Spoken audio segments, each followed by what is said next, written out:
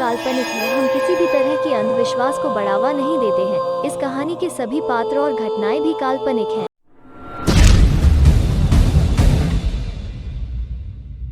कुछ लोग कहते हैं कि एक झूठ बोलने से क्या ही होता है, बोल दो, कम से कम जान तो बच जाएगी।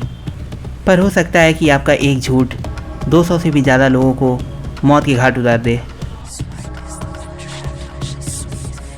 ये कहानी नॉर्थ अमेरिका मैसाचुसेट्स में स्थित सैलम नाम के गांव की है।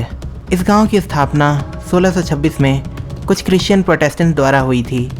यहाँ के लोग बाकी दुनिया से काफ़ी आइसोलेटेड रहते थे। किसी को किसी से कोई मतलब नहीं था। वो लोग सिर्फ अपने घरों में ही रहते थे। ऐसा इसलिए था क्योंकि उन दिनों नॉर्थ अमेरिका में खाने की कमी थी, जिसकी वजह से जानलेवा बीमारियां अपनी चरम सीमा पर थीं। 1692 में एक कड़ाके की ठंड आई। इस ठंड में कुछ बच्चे बहुत अजीब बिहेव करने लगे।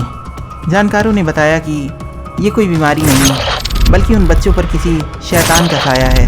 गांव वालों का मानना था कि ये काम शैतानों के दूत यानी चुड़ैलों का हो सकता है, जो अपने काले जादू से धीरे धीरे सब कुछ तबाह कर देती हैं, और इनके सबसे प्रिय शिकार बच्चे ही होते हैं। जैसे जैसे ये खबर गांव में फैलना शुरू हुई, वैसे वैसे बच्चे एक एक कर गायब होने लगे।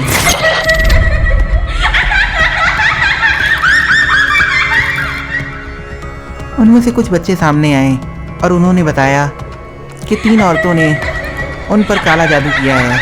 सैलम की अथॉरिटीज़ ने उन तीनों औरतों को काला जादू करने के आरोप में गिरफ्तार कर लिया। उनमें से एक बूढ़ी औरत, जिसका नाम तितेबा था, उस पर अथॉरिटीज़ ने काफ़ी प्रेशर बनाया और आखिरकार उसने अपना गुनाह कबूल किया कि उसने शैतान को खुश करने के लिए बच्चों की बलि दी थी। पर यह सच नहीं था। तितेबा ने अपनी जान बचाने के लिए ये झूठा बयान दिया था, क्योंकि अथॉरिटीज़ ने उससे वादा किया था कि अगर वो ये बताती है कि ये काम उसके और उसके साथियों ने किया था तो वो उसकी जान बख्श देंगे। इसलिए उसने अपनी दोनों साथी लड़कियों का नाम बता दिया। इसके बाद मौत का ट्रायल शुरू हुआ और उन दोनों लड़कियों में से एक ने तो जेल में ही अपना दम तोड़ दिया और कुछ समय बाद दूसरी लड़की को फांसी दे दी गई। सैलम की अथॉरिटीज़ ने अच्छे से इन्वेस्टिगेशन नहीं किया और उन सभी सुपरस्टिशियस एक्टिविटीज़ को ही एक्चुअल एविडेंस मान लिया, जो कि अनलॉफुल थीं। और अथॉरिटीज़ और जज की इन्हीं गलतियों की वजह से फांसियों पर फांसियां हुई और सिर्फ एक ही महीने में लगभग 200 से भी ज़्यादा फांसियां हो गईं। पर जब मैसाचुसेट्स के गवर्नर की वाइफ पर काला जादू करने का इल्ज़ाम लगा तो गवर्नर ने सारी फांसियां रुकवा दी और सभी को जेल से रिहा कर दिया। कुछ लोगों ने ये कहा कि ये सब दिमागी बीमारी थी, जिसे ब्रेन फंगस कहते हैं। इस बीमारी में दिमाग में सूजन हो जाता है और इससे लोगों को हेलुसिनेशन होते थे। पर यह भी सिर्फ एक अंदाज़ा था। सच क्या था ये किसी को आज तक पता नहीं चला। इस बात को करीब 300 साल से भी ज़्यादा का वक्त हो गया है और आज सैलम एक शहर में तब्दील हो चुका है। आज का सैलम काफ़ी शांत और खुशहाल है। पर कुछ महीनों से अचानक लोग गायब होने लगे। पूरे सैलम में ये बात किसी महामारी की तरह फैल गई। लोगों का कहना था कि ये सब उन मृत चुड़ैलों की आत्माओं का कहर है, जो फिर एक बार लौट आई हैं।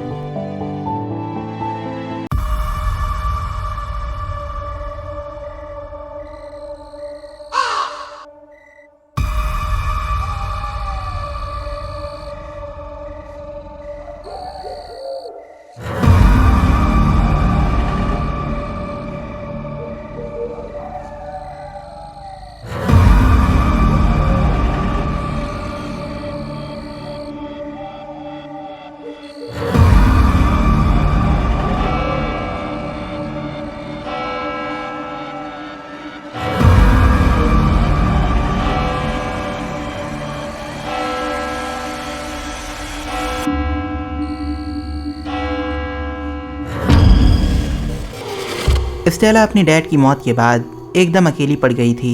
बचपन में ही उसने अपनी माँ को खो दिया। उसके डैड ने ही उसे तब से लेकर अब तक पाला था। उसकी हर छोटी बड़ी ज़रूरतों को उन्होंने हमेशा वक्त पर पूरा किया था। उन्होंने कभी उसे माँ की कमी महसूस नहीं होने दी। पर आज उन्हें दफनाने के बाद उसे ऐसा लग रहा है जैसे उसने अपनी ज़िंदगी को एक अंधेरे में दफन कर दिया। वो जानती थी कि उसके डैड के जनाजे में जो लोग आए हैं वो एक नंबर के लालची और मक्कार किस्म के लोग हैं, जो कि उससे उसकी प्रॉपर्टी हथियाना चाहते हैं। पर अफसोस अब वो मजबूर थी। उसे पता था कि जो लोग अभी उसके सामने रोने धोने का नाटक कर रहे हैं। वो घर जाते ही आज पार्टी करने वाले हैं। पर हाँ, उन मक्कारों के बीच कोई था जो उससे बेपनाह मोहब्बत करता था। उसका नाम स्कॉट था। स्कॉट स्टेला का बचपन का दोस्त था, ऐसा स्टेला को लगता था। पर स्कॉट को स्टेला बचपन से ही बहुत पसंद थी। स्टेला के डैड के बाद वो एक लौता ऐसा इंसान था जो उससे प्यार करता था। उसकी उन मासूम आँखों में लालच और मक्कारी का कोई कीचड़ नहीं था। वो उससे सच्चा प्यार करता था और यही वजह थी कि वो उसे सैलम जाने से रोक रहा था। स्टेला सैलम जाना चाहती थी क्योंकि उसका दिल ये बार बार गवाही दे रहा था कि उसके डैड अभी भी जिंदा हैं। क्योंकि 23 फरवरी को जो लाश पुलिस को उस नदी में मिली थी, उसका चेहरा पूरी तरीके से ख़राब हो चुका था।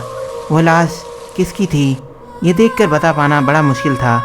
बहरहाल पुलिस ने ये काम फॉरेंसिक्स को सौंप दिया और सिर्फ एक ही दिन में फॉरेंसिक्स ने डीएनए टेस्ट की रिपोर्ट से ये मंजूरी दे दी कि वो लाश स्टेला के डैड की ही है।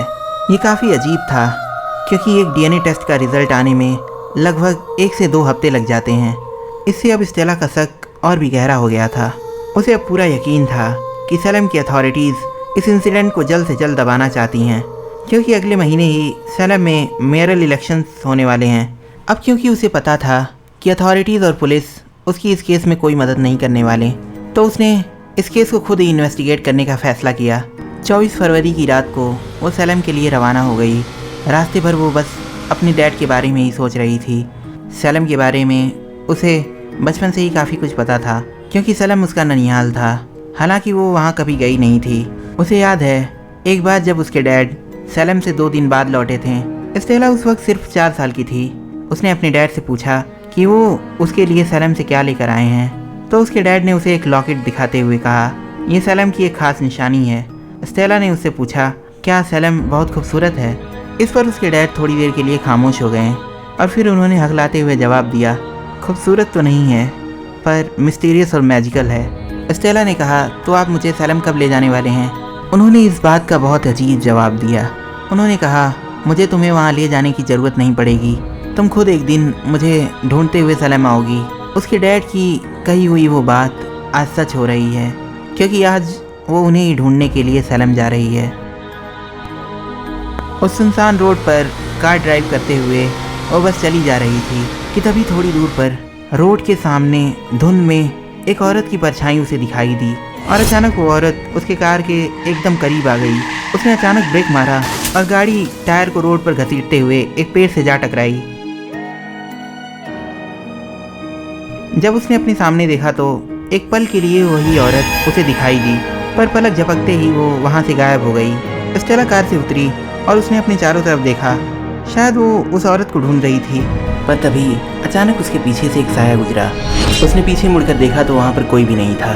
उसने बहुत आवाज़ लगाई कि क्या वहाँ पर कोई है, पर उसे कोई जवाब नहीं मिला। उसने तुरंत मदद के लिए स्कॉट को कॉल किया, पर शायद जंगल में नेटवर्क ना होने की वजह से कॉल नहीं लग रहा था। उस सुनसान जंगल में वो एकदम अकेली थी। डर के मारे उसकी हालत ख़राब हो रही थी और वो अब लगातार स्कॉट को कॉल पे कॉल किए जा रही थी।